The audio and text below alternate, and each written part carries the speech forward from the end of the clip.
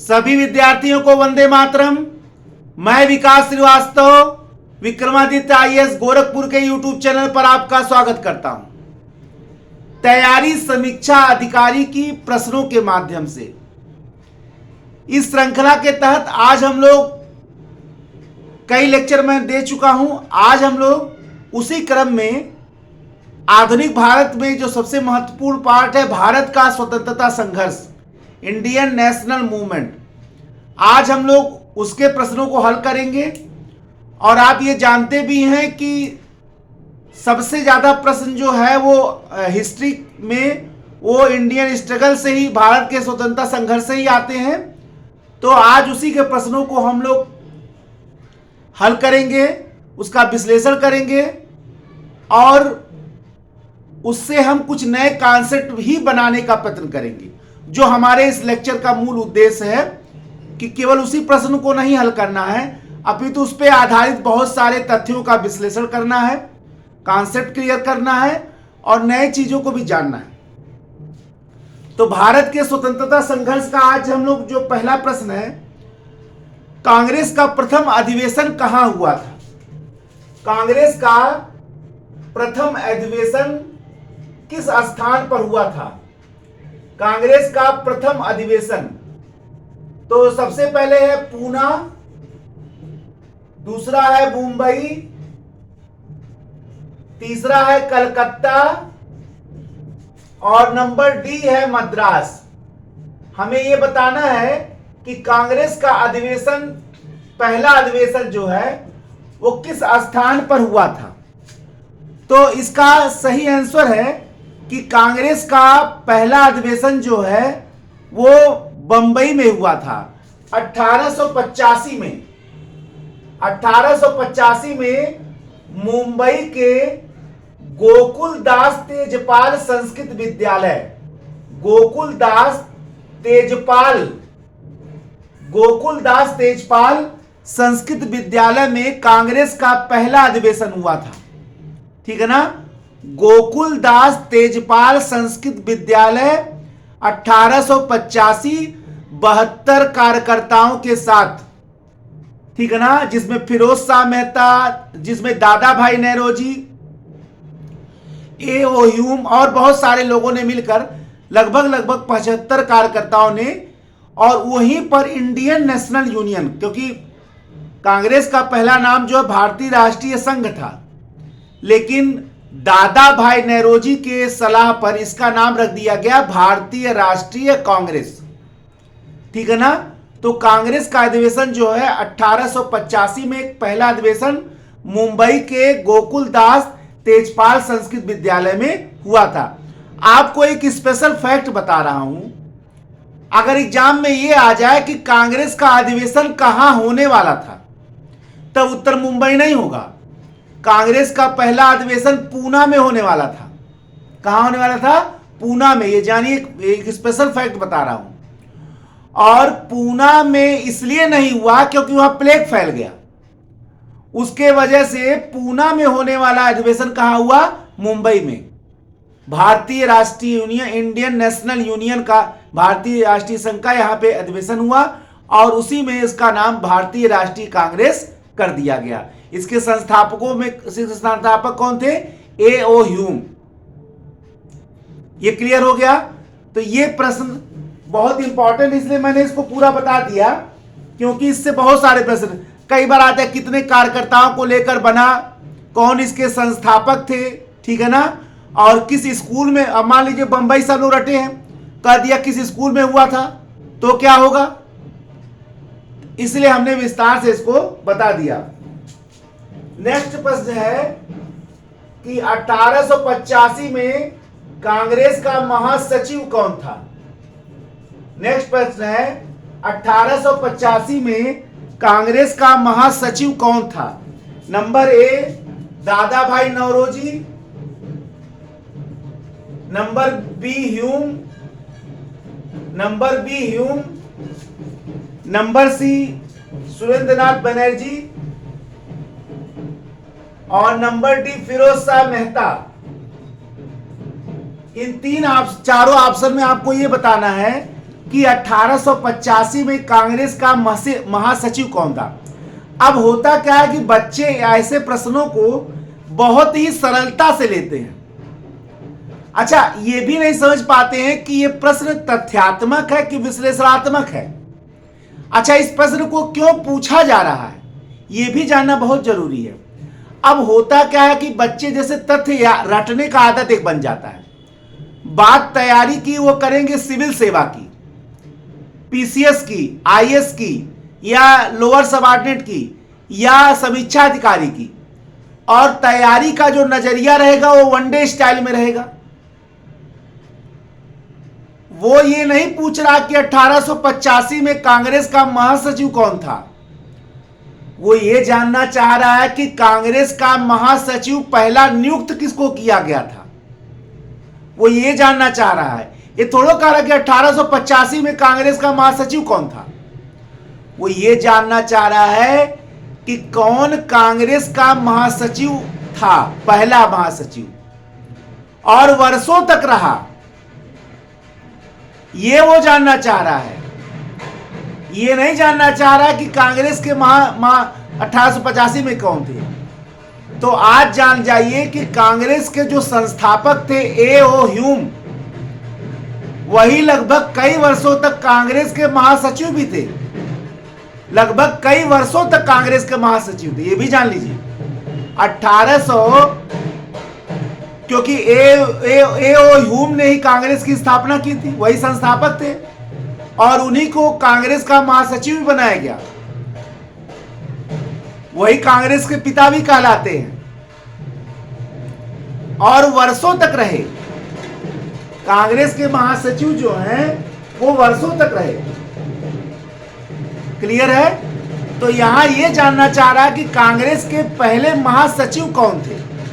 इस प्रश्न में ये जानना चाह रहा है कि कांग्रेस के महासचिव कौन थे। ये वही A.O. ह्यूम है जो रिटायर्ड आईसीएस अधिकारी भी थे। A.O. ह्यूम जो है वो रिटायर्ड आईसीएस अधिकारी भी थे। क्लियर है।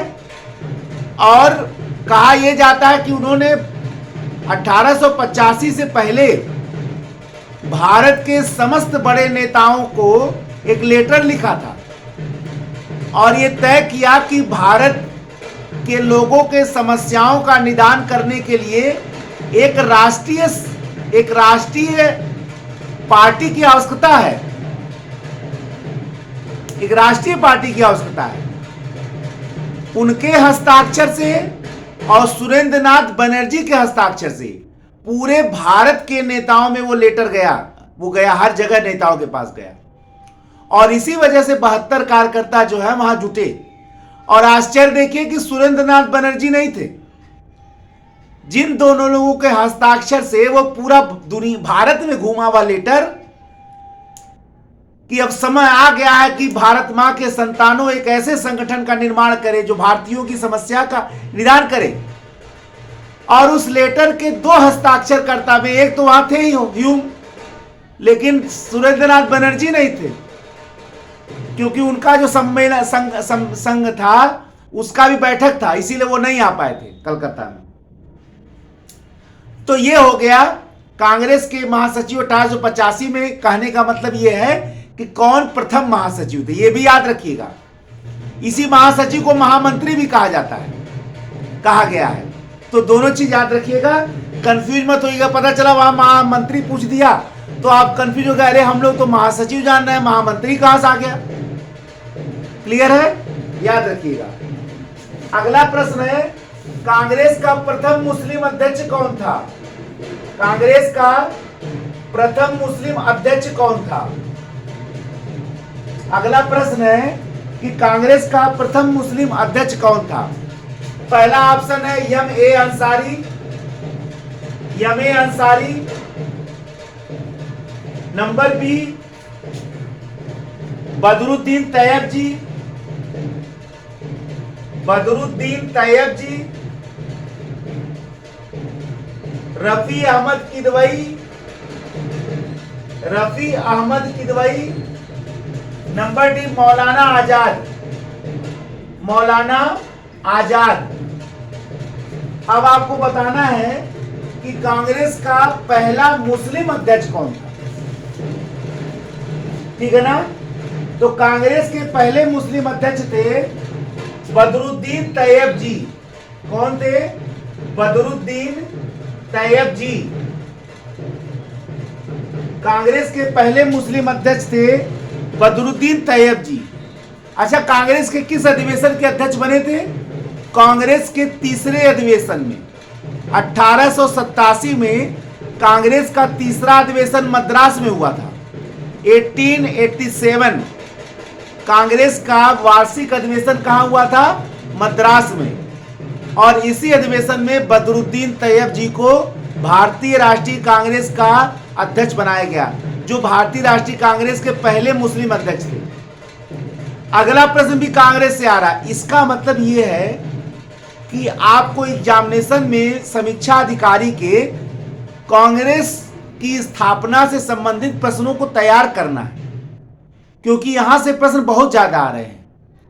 इसलिए आपको यह जरूर समझना पड़ेगा कि हमारे पास यहां से तैयारी जरूर होनी चाहिए, बढ़िया से तैयारी होनी चाहिए, क्योंकि मैं देख रहा हूं यहां से प्रश्न बहुत आ रहा है। इसलिए मैंने छोड़ा भी नहीं। मैंने सोचा कि अगर सारे प्रश्न को हल करवा दे तो हो सकता है इससे संबंधित प्रश्न एग्जामिनेशन हाल में आएगा, इसीलिए मैंने छोड़ा नहीं। कई सारे प्रश्न कांग्रेस से ही संबंधित हैं, इसीलिए मैंने इन सारे प्रश्नों को ले लिया।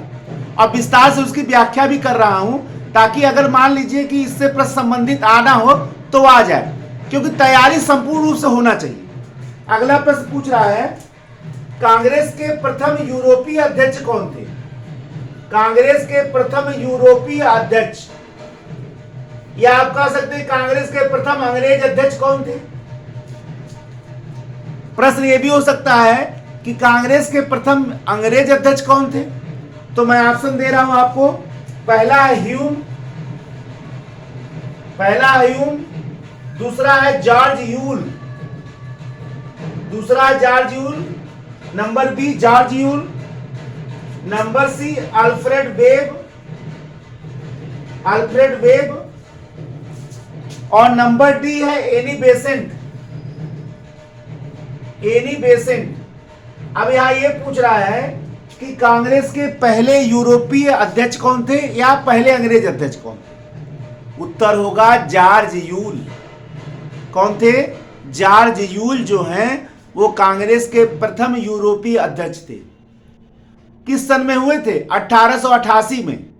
पहले मुस्लिम अध्यक्ष 1887 में बने बदरुद्दीन तैयब जी। दूसरे उसके बाद पहले यूरोपीय अध्यक्ष कौन बने? दूसरे यूरोपीय अध्यक्ष कौन बने? पहले मतलब उसके बाद यूरोपीय अध्यक्ष पहले बने जॉर्ज यूल 1888 में। कहां बने? 1888 में कांग्रेस का अधिवेशन जो हुआ था वो इलाहाबाद में हुआ था 1888 में। तो ये कांग्रेस का चौथा अधिवेशन था। ये कांग्रेस की स्थापना के बाद चौथा अधिवेशन था, और इसके अध्यक्ष थे जॉर्ज यूल। इलाहाबाद कांग्रेस अधिवेशन के अध्यक्ष थे। क्लियर हो गया? तो प्रश्नों की प्रवृत्ति से हमें समझने का प्रयत्न जरूर करना होगा कि प्रश्न किस प्रकार के आ रहे हैं। प्रश्नों को विश्लेषण के प्रकृति से पढ़िए, दृष्टिकोण से पढ़िए, याद करने रटने के हिसाब से मत पढ़िए, समझ विकसित करने के हिसाब से करिए, तो ज्यादा आसानी से जो है कंपटीशन आपका सेलेक्ट निकलेगा। कोई बहुत उसमें कठिनाई नहीं होगा, लेकिन इस हिसाब से आपको पढ़ना है कि वो जो है आपको लगे कि हमारा समझ विकसित हो रहा है। और मैंने आपको मैंने बताया कि मेरा प्रत्येक लेक्चर जो है वो समझ पर ही आधारित होता है। मैंने आपको रटवाने के लिए कोई लेक्चर आज तक नहीं दिया। मेरा जितना लेक्चर है वो समझ विकसित करने पर ही आधारित है, क्योंकि मेरा मानना ही है कंपटीशन जो है वो तथ्यों के रटने से नहीं निकलता है, कंपटीशन समझ विकसित करने से निकलता है। विषयों का समझ अगर आपका स्ट्रांग होगा तो आपको कोई रोक नहीं पाएगा। समय लग सकता है, क्योंकि हमारा नियति ने जो निर्धारित किया है वो किस समय होगा ये हमें मालूम नहीं। तो समय लेट हो सकता है, लेकिन होगा जरूर अगर आपकी तैयारी पूर्ण रूप से समझ पर आधारित है। आज नहीं तो कल हर हाल में होना, इसमें कोई दो राय नहीं है। कब होगा ये लेट हो सकता है, पहला नंबर किसका है, चौथा नंबर किसका है, ये हो सकता है, लेकिन होना तय है। इसलिए समझ विकसित करके पढ़िए, पढ़ाई ऐसे करिए कि आपके अंदर काबिलियत विकसित हो, आपके अंदर योग्यता विकसित हो, आपके अंदर समझ विकसित हो, आप दूसरों को भी समझा सके। पता चला आप अपने ही समझ नहीं पा रहे तो दूसरों को क्या समझाएंगे। ठीक है, आइए नेक्स्ट क्वेश्चन देखा जाए। इसमें अगला प्रश्न है, निम्न में से कौन नेता हैं जो कांग्रेस के अध्यक्ष नहीं चुने गए। निम्न में कौन कांग्रेस के कभी अध्यक्ष नहीं चुने गए, कांग्रेस के कभी अध्यक्ष नहीं चुने गए। Number A Lala Lajpat Rai, number B Annie Besant, number C Nehru और नंबर डी तिलक, यानी लोकमान्य बाल गंगाधर तिलक। तो सही उत्तर है लोकमान्य बाल गंगाधर तिलक। गांधी जी ने भारत का राष्ट्रीय आंदोलन लोकमान्य बाल गंगाधर तिलक से ही लिया था, यानी भारत के पहले राष्ट्रीय नेता लोकमान्य बाल गंगाधर तिलक थे। ये वही लोकमान्य बाल गंगाधर तिलक हैं जो भारत में अंग्रेजों की सत्ता को भारत के लिए वरदान नहीं मानते थे, बल्कि वो भारत के लिए एक अभिशाप मानते थे। इनका मानना था कि अंग्रेजों ने भारत में जो शांति स्थापित किया है, इसलिए नहीं कि हम एक दूसरे का गला ना काटे, इसलिए कि वो सबका गला काट सके। ठीक है ना, ये वही लोकमान्य बाल गंगाधर तिलक हैं जो भारत के जुझारू राष्ट्रवाद का, जो भारत के तथाकथित उग्र राष्ट्रवाद का, जो भारत के गर्म दल के प्रणेता रहे हैं, जिन्होंने भारत की ढुलमुल राजनीति से अलग हटकर एक जुझारू आंदोलन का प्रारंभ किया। कांग्रेस को जन आंदोलन बनाने में बहुत बड़ा योगदान इन्हीं लोकमान्य बाल गंगाधर तिलक का है। क्लियर हो गया? तो ये उत्तर कौन है? लोकमान्य बाल गंगाधर तिलक। आइए नेक्स्ट प्रश्न है, कांग्रेस की पहली महिला अध्यक्षा कौन थी? कांग्रेस की पहली महिला, अब ये आप देख के कह सकते हैं कि कांग्रेस से प्रश्न बहुत आ रहा है, समीक्षा अधिकारी में कांग्रेस से प्रश्न आ रहा। मैंने छोड़ा भी नहीं है, क्यों छोड़ू? क्योंकि डिस्कशन कर दे रहा हूं, आपका एग्जामिनेशन हाल में तैयार होगा। आप बस हमारे लेक्चर को ही याद रखिए, कोई प्रश्न आएगा वो छूटेगा नहीं। ठीक है ना? तो कांग्रेस की पहली महिला अध्यक्ष कौन थी? पहला है, ए ऑप्शन है सरोजिनी नायडू, सरोजिनी नायडू। ठीक है ना? नंबर बी है Annie Besant, number B Annie Besant. Number C है नेली सेन गुप्ता, नेली सेन गुप्ता। और नंबर डी ऑप्शन दिया इनमें से कोई नहीं, इनमें से कोई नहीं। कांग्रेस की पहली महिला अध्यक्षा थी एनी बेसेंट। 1917 के कलकत्ता कांग्रेस अधिवेशन की अध्यक्षा थी एनी बेसेंट। एनी बेसेंट को भारत की पहली, कांग्रेस की पहली महिला अध्यक्षा माना जाता है। एनी बेसेंट को जिस समय अध्यक्ष घोषित किया गया, उस समय अपने होम रूल लीग आंदोलन के कारण वो जेल में थी। जेल से छूटने के बाद वो कांग्रेस की पहली महिला अध्यक्षा बनी कलकत्ता अधिवेशन की। अब एग्जाम में अगर ये प्रश्न आ जाए कि कांग्रेस की पहली महिला भारतीय अध्यक्ष कौन थी, यानी प्रथम भारतीय महिला अध्यक्ष कौन थी? अब प्रथम भारतीय महिला अध्यक्ष तो एनी बेसेंट होंगी नहीं, तो कांग्रेस की प्रथम भारतीय महिला अध्यक्षा जो थी वो थी सरोजिनी नायडू, जिनको भारत कोकिला भी कहा जाता है। तीसरी महिला अध्यक्षता थी श्रीमती नेली सेन गुप्ता। तीनों का नाम यहां दे दिया है, एनी बेसेंट, सरोजिनी नायडू और नेली सेन गुप्ता। पहली महिला अध्यक्षा एनी बेसेंट, दूसरी महिला अध्यक्षा सरोजिनी नायडू, तीसरी महिला अध्यक्षा नेली सेन गुप्ता। यह जानने में आपको बहुत दिन लग जाएगा। जिन चीजों को हम लोग अपने मंच से आपको अनायास 1 घंटे के लेक्चर में बता देते हैं, वो जानने में आप लोगों को वर्षों लग जाएगा। भले गूगल का जमाना है, यूट्यूब का जमाना है, अनुभव का कोई विकल्प नहीं है। अगर आपको यह लगता है कि टेक्नोलॉजी बढ़ जाने से अनुभव का विकल्प आ जाएगा, तो यह गलत लगता है। अनुभव का कोई विकल्प नहीं है।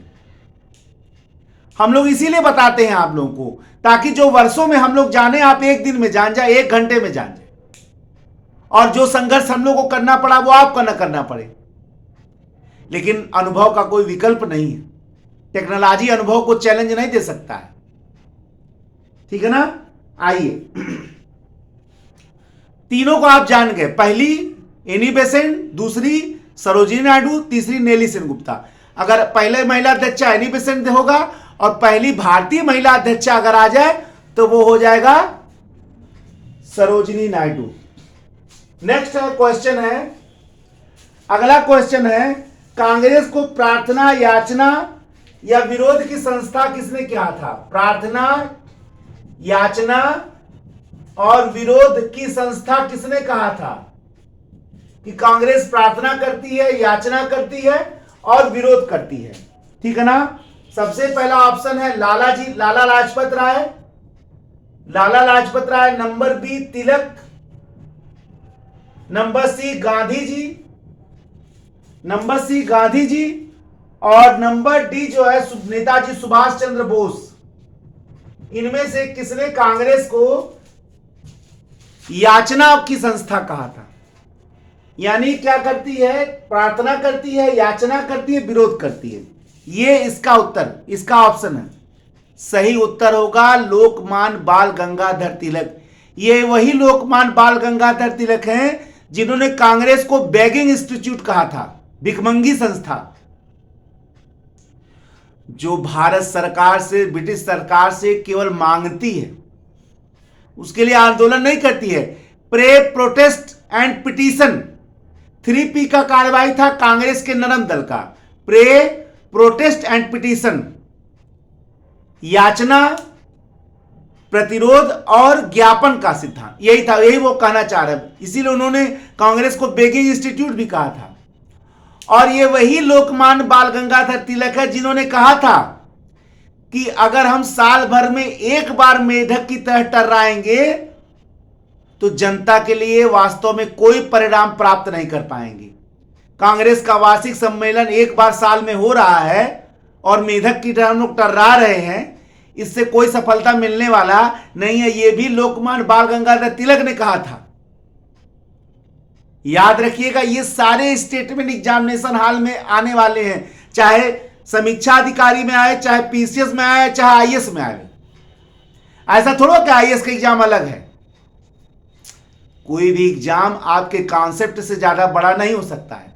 वो तब तक ही बड़ा है जब तक आपका कॉन्सेप्ट नहीं क्लियर है। जिस दिन आपका कॉन्सेप्ट क्लियर हो गया ना, सारे एग्जाम आपको बिल्कुल सरल लगेगी। कॉन्सेप्ट क्लियर कर लीजिए, एग्जामिनेशन आपको कभी कठिन लग ही नहीं सकता। ये हमारा बात याद रखिएगा और नोट कर लीजिए। अगर आपने अपने विषय का कॉन्सेप्ट क्लियर कर लिया है तो आपको कभी भी हार का सामना नहीं देखना पड़ेगा। अब किस्मत की बात मैं नहीं करूंगा। नेक्स्ट है, वीडी सावरकर द्वारा स्थापित संस्था का नाम क्या था? वीडी सावरकर द्वारा स्थापित संस्था का नाम क्या था? नंबर ए युगांतर समिति, number B Anushilan Samiti, number C HRA Hindustan republican association और नंबर डी अभिनव भारत। भारत में क्रांतिकारी आंदोलन शुरू करने का बहुत बड़ा श्रेय 1904 में स्थापित विनायक दामोदर सावरकर द्वारा स्थापित संस्था, जिनको वीर सावरकर भी कहा जाता है। 1904 में उन्होंने एक क्रांतिकारी संगठन की स्थापना किया जिसका नाम था अभिनव भारत। 1904 अभिनव भारत, ये उनके द्वारा स्थापित संस्था का नाम था।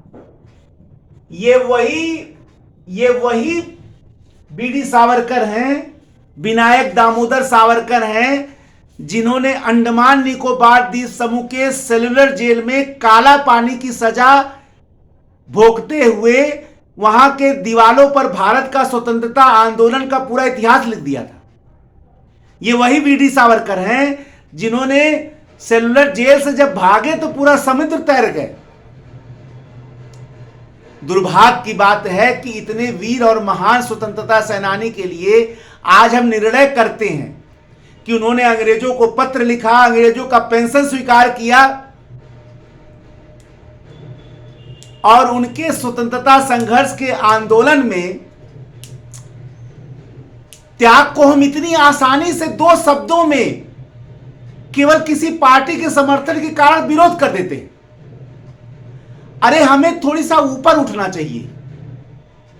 कांग्रेस से पेंशन ले लिया, कांग्रेस से क्षमादान पत्र लिख दिया, कांग्रेस से सॉरी अंग्रेजों से क्षमादान पत्र लिख दिया, अंग्रेज से पेंशन ले लिया, अंग्रेजों से समझौता कर दिया।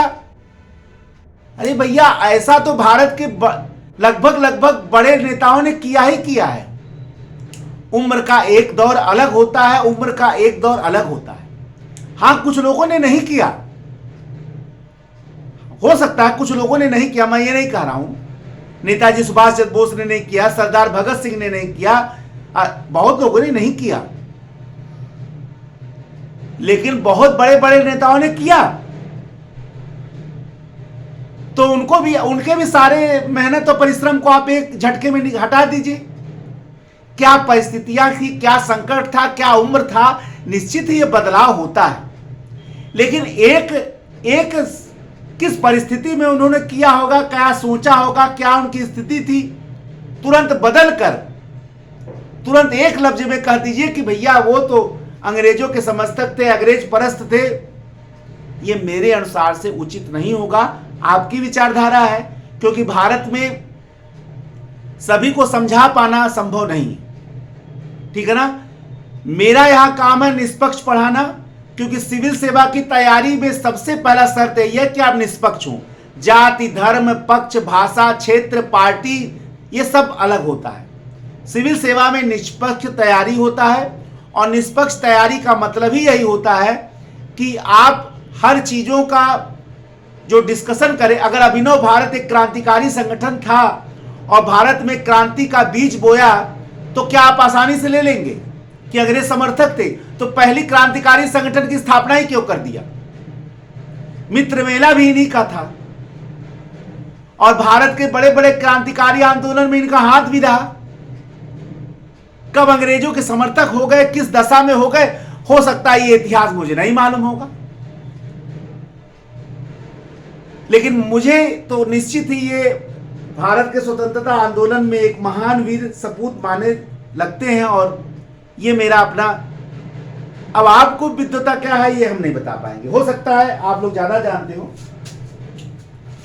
नेक्स्ट क्वेश्चन है, किसे भारतीय अशांति का जनक कहा जाता है?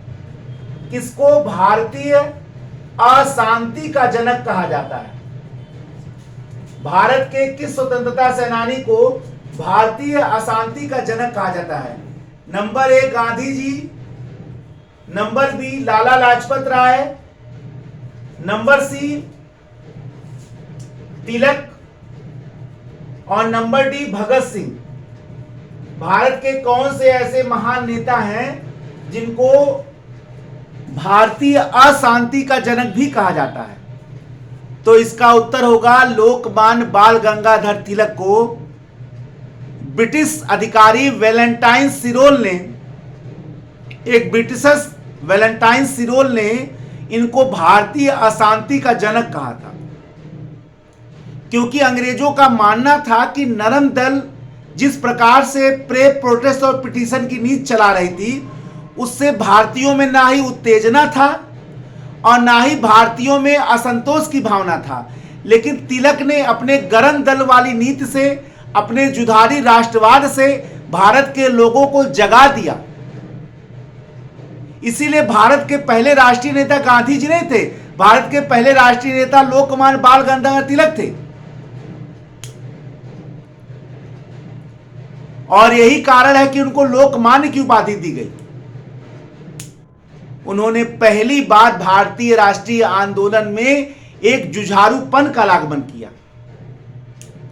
और यही कारण है कि इनको भारतीय अशांति का जनक वैलेंटाइन सिरोल ने कहा था। इसके मुकदमा लड़ने इंग्लैंड भी गए थे, हालांकि मुकदमा हार गए थे।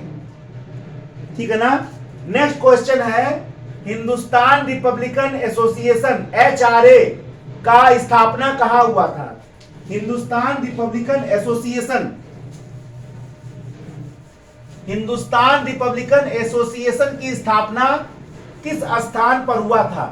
Hindustan republican association HRA, Hindustan republican association HRA की स्थापना किस स्थान पर हुआ था? HRA, हिंदुस्तान, HRA का मतलब Hindustan republican association, Hindustan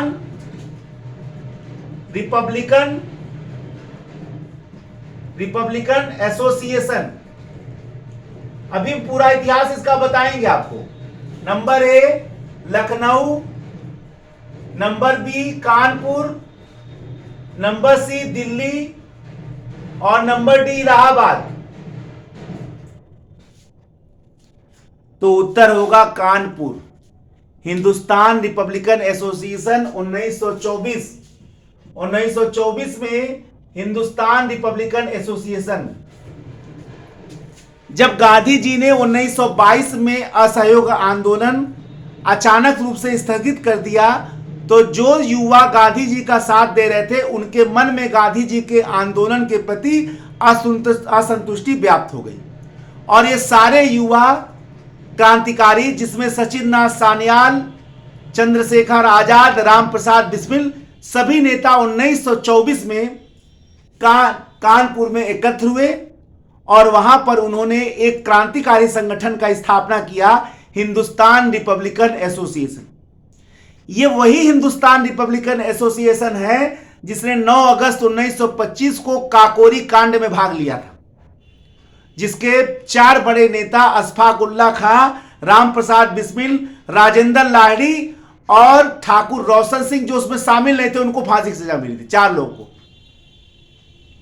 Hindustan republican association Bharat में सबसे ज्यादा नाम, इसी हिंदुस्तान रिपब्लिकन एसोसिएशन से सरदार भगत सिंह, चंद्रशेखर आजाद जैसे महानतम क्रांतिकारी, राम प्रसाद बिस्मिल जैसे क्रांतिकारी, अशफाक उल्ला जैसे क्रांतिकारी, राजेंद्र लाहिड़ी जैसे क्रांतिकारी, ठाकुर, ये लोग संबंधित थे।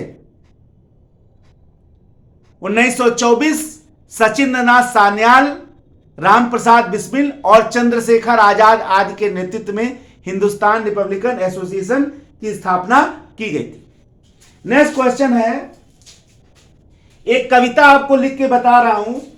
दरो दीवार पर हसरत की नजर करते हैं, दरो दीवार पर हसरत की नजर करते हैं, खुश रहो अहले वतन हम तो सफर करते हैं। दरो दीवार पर हसरत की नजर करते हैं, खुश रहो अहले वतन। दरो दीवार पर हसरत की नजर करते हैं, खुश रहो अहले वतन हम तो सफर करते हैं। ये स्टेटमेंट किसका है? Number A Ashfaq Ulla Khan, number B Bahadur Shah Zafar, number C Ram Prasad Bismil और नंबर डी वाजिद अली शाह। आपको यह भी जानकर आश्चर्य होगा कि सारे क्रांतिकारी इसको गाते थे, लेकिन असल में यह स्टेटमेंट है लखनऊ के अंतिम नवाब, अवध के अंतिम नवाब वाजिद अली शाह। ये वही वाजिद अली शाह हैं जिनकी पत्नी बेगम हजरत महल ने 1857 के संग्राम में लखनऊ से नेतृत्व किया था। बेगम हजरत महल, उन्हीं के पति वाजिद अली शाह जो लखनऊ के अंतिम नवाब थे। कुशासन के आधार पर डलहौजी ने किसको मिलाया था? लखनऊ को मिलाया था, अवध को मिलाया था। ये उन्हीं का स्टेटमेंट है। जब उनको गद्दी से उतार के वहां से स्थानांतरित किया जा रहा था, तब दर्द भरे शब्दों में उन्होंने इसको कहा था, दरो दीवार पर हसरत की नजर करते हैं, खुश रहो अहले वतन, हम तो सफर करते हैं। इंकलाब जिंदाबाद का नारा किसने दिया था? इंकलाब जिंदाबाद, इंकलाब जिंदाबाद, इंकलाब जिंदाबाद का नारा किसने दिया था? ठीक है ना? सरदार भगत सिंह, मोहन गांधी जी, नेताजी सुभाष चंद्र बोस और मोहम्मद इकबाल। तो इसका सही उत्तर होगा, अब इस प्रश्न में उत्तर पूर्ण नहीं दिया है। देखिए, असल में इंकलाब जिंदाबाद का जो पहली बार नारा दिया गया था वो हसरत मोहानी के द्वारा दिया गया था। अब यहां ऑप्शन में हसरत मोहानी नहीं, यहां ऑप्शन में गांधी जी का नाम है, सरदार भगत सिंह का नाम है, नेताजी सुभाष चंद्र बोस का नाम है और मोहम्मद इकबाल का नाम। तो सही उत्तर यहां जो निकटतम उत्तर होगा वो तो होगा सरदार भगत सिंह, क्योंकि इंकलाब जिंदाबाद के नारे को दुनिया में प्रसिद्ध करने का जो जाता श्रेय वो सरदार भगत सिंह को जाता है। लेकिन इस नारे को पहली बार जो दिया था वो हसरत मोहानी ने दिया। यानी अगर ऑप्शन में हसरत मोहानी रहता तो सही वो रहता, लेकिन ये आ जाए कि इंकलाब जिंदाबाद का नारा प्रसिद्ध किसने किया, तब तो सरदार भगत सिंह उत्तर होगा। पहली बार दिया किसने था? हसरत मोहानी ने दिया था। क्रांति अमर रहे, इंकलाब जिंदाबाद का मतलब क्रांति अमर रहे का नारा लगाया गया, इंकलाब जिंदाबाद। ठीक है ना? तो याद रखिएगा। किसके साथ सरदार भगत सिंह ने सेंट्रल असेंबली में बम फेंका था? किसके साथ मिलकर सरदार भगत सिंह ने? 8 अप्रैल 1929 को सरदार भगत सिंह ने सेंट्रल असेंबली में बम किसके साथ मिलकर फेंका था? चंद्रशेखर आजाद, सुखदेव, राजगुरु, बटुकेश्वर दत्त।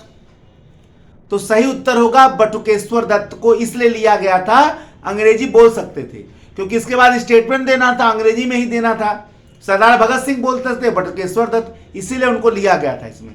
हालांकि बटुकेश्वर दत्त आजादी के बाद बड़ा संघर्ष के बाद इनका मौत हुआ।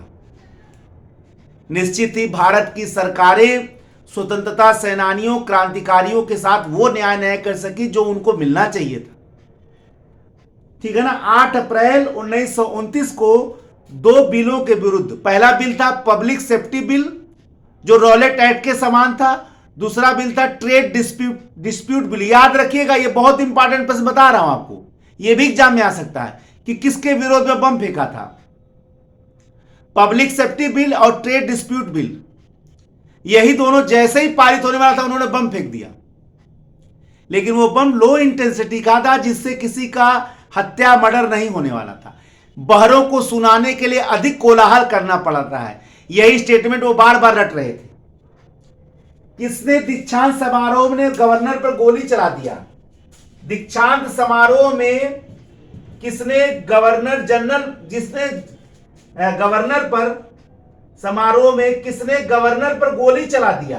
किस महिला नेता ने, किस महिला क्रांतिकारी ने दीक्षांत समारोह में गवर्नर पर गोली चला दिया? सबसे पहला शांति घोष, शांति घोष। नंबर बी है सुनीति चौधरी, नंबर सी है बीना दास और नंबर डी है कल्पना दत्त। नंबर ए है शांति घोष, नंबर बी है सुनीति चौधरी, नंबर सी है बीना दास और नंबर डी है कल्पना दत्त। तो सही उत्तर होगा बीना दास। 1932 में दीक्षांत समारोह में बीना दास को जब मिलने वाला था इनाम, उसी समय बिल्कुल निकट से 5 गोलियां दाग दी और उनका नाम था स्टैनली जैक्सन, गवर्नर थे वहां के। स्टैनली जैक्सन पर सामने से गोली मारा। भारत की आजादी जो है इतनी आसानी से नहीं मिली। ऐसी ऐसी वीरांगनाएं हमारे देश में उत्पन्न हुई। अब आप सोचिए, एक महिला, एक बच्ची, एक बहुत कम उम्र की महिला, युवा, और वो गवर्नर, एक छोटे से सिपाही पर अंग्रेजों के जमाने में बंदूक चलाना असंभव था। एक गवर्नर पर सामने से जाकर सीधे सीधे गोली दाग दिया, बहुत बड़ी बात है। हालांकि बच गया वो, ठीक है ना, बीना दास। और ये सुनिए, जो दोनों नाम पहले दिया है, शांति घोष और सुनीति चौधरी, इन लोगों ने डीएम को गोली मारा था, जिलाधिकारी को, ठीक है ना। और कल्पना दत्त, और वो भी क्रांतिकारियों में संबंधित थी, वो अरे क्या कहते हैं,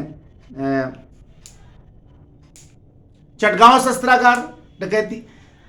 आप ये नहीं सोच सकते कि भारत की महिलाएं भारत की आजादी के समय घर की चार दीवारी में बंद थी। अरे कांग्रेस के आंदोलन की तो बात छोड़िए, क्रांतिकारियों में वो शामिल थे।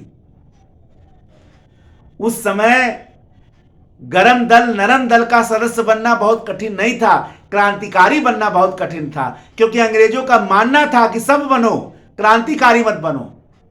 अंग्रेजों को यह मालूम था कि जॉर्ज वाशिंगटन ने सशस्त्र संघर्ष के माध्यम से अमेरिका स्वतंत्र करा लिया था।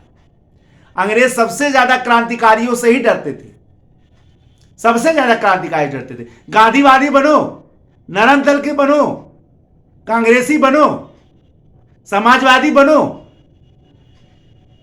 वामपंथी बनो, क्रांतिकारी मत बनो। सशस्त्र क्रांति के माध्यम से अमेरिका आजाद हुआ था, जॉर्ज वाशिंगटन के नेतृत्व में 1776। अंग्रेजों को सबसे ज्यादा डर क्रांतिकारियों से ही लगता था। गदर पार्टी की स्थापना कहां पर हुआ था? गदर पार्टी की स्थापना जो है वो कहां पर हुआ था? San Francisco, New York, Madras, Calcutta. तो सही उत्तर है अमेरिका के सैन फ्रांसिस्को में।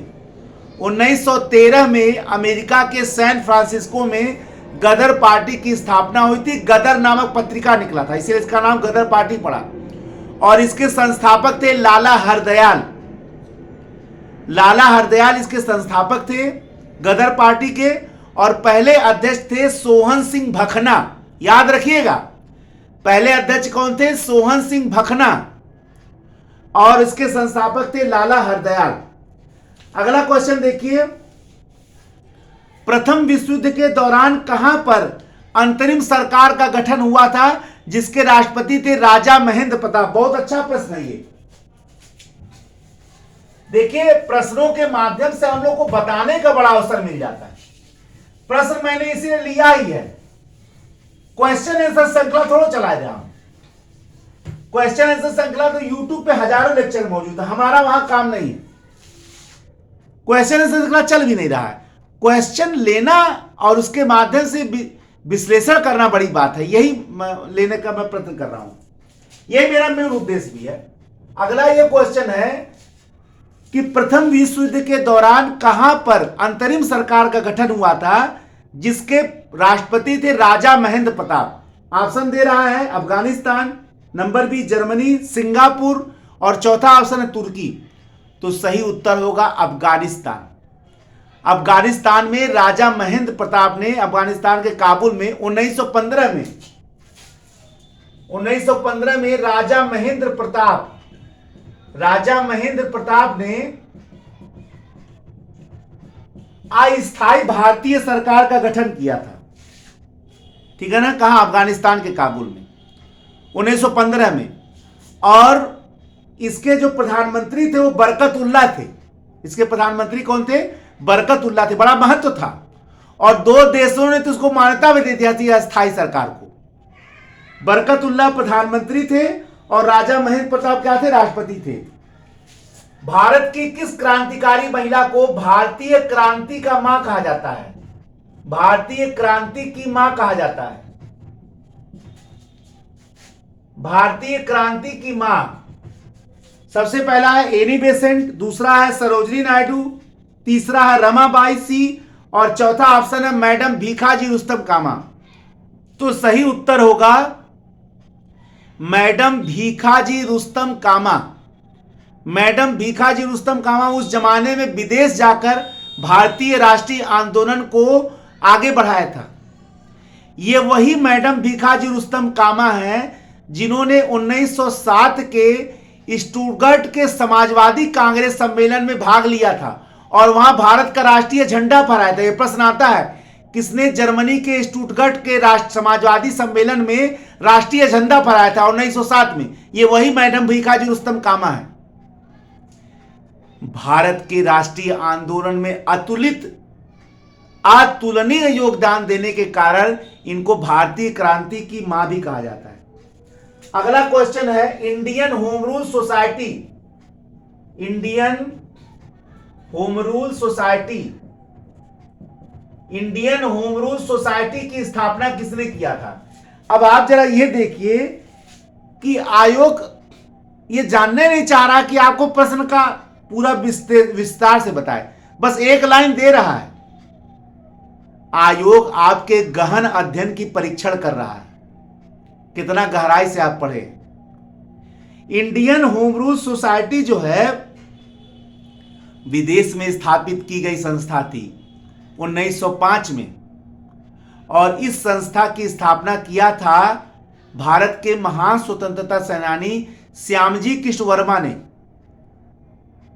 श्यामजी कृष्ण वर्मा पहले स्वतंत्रता सेनानी थे विदेश में जाकर, जिन्होंने भारत के स्वतंत्रता आंदोलन के अलख को जगाया विदेश में जाकर, क्योंकि विदेशी समर्थन बहुत ज्यादा जरूरी था और विदेश में स्वतंत्रता भी थी।